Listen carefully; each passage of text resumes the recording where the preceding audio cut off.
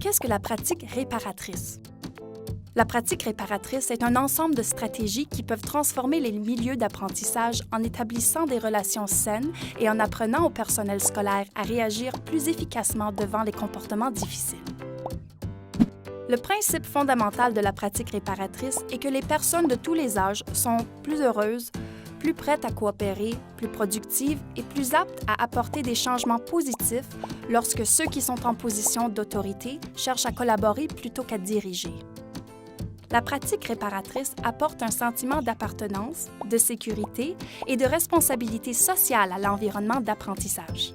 Grâce à la pratique réparatrice, tous les membres de la communauté scolaire développent des relations positives, ont la possibilité de se faire entendre, reconnaissent leur rôle dans un environnement d'apprentissage positif, se rendent compte des répercussions de leurs actions, apprennent à assumer leurs responsabilités et réparent et rétablissent des relations endommagées.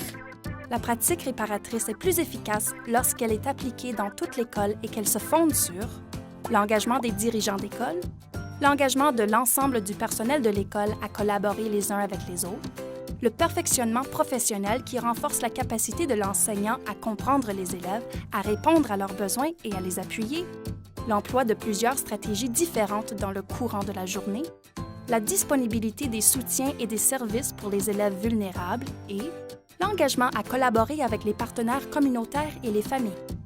La pratique réparatrice comprend des stratégies universelles qui s'appliquent à l'ensemble de l'école, des stratégies visées pour résoudre des conflits et des interventions pédagogiques plus intensives dans le cas des élèves impliqués dans des incidents graves. Les stratégies universelles sont enseignées de façon proactive à l'ensemble de la communauté scolaire. Elles favorisent l'apprentissage socio-émotionnel sous forme du développement de l'empathie, de l'apprentissage des façons respectueuses de résoudre les conflits et du renforcement de la capacité à gérer les émotions et les comportements. Le cercle de discussion en classe est une stratégie proactive qui crée pour les élèves des occasions structurées de se connaître, de parler aux autres de leurs sentiments et de leurs expériences et de parfaire leurs compétences en communication. De telles activités aident les élèves à établir des liens positifs et bénéfiques avec leurs pairs et le personnel scolaire. Les cercles de discussion permettent aussi aux élèves de résoudre ensemble des problèmes généraux qui concernent la classe ou l'école. Les stratégies visées permettent la résolution de conflits, la compréhension des répercussions de ces actions et la réparation des relations brisées. Le personnel scolaire devrait avoir accès à une formation ou à des activités de perfectionnement professionnel portant sur la façon d'arbitrer les conflits et d'aider les élèves à réparer les relations brisées.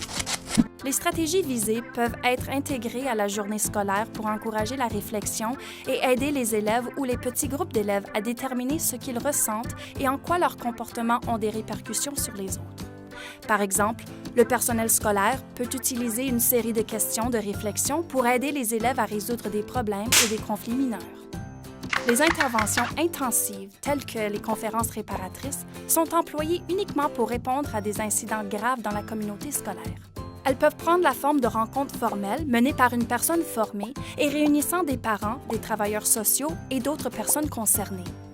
Ces rencontres permettent à tous de raconter leur histoire, d'être entendus et de trouver des solutions qui leur conviennent mutuellement pour réparer le tort causé.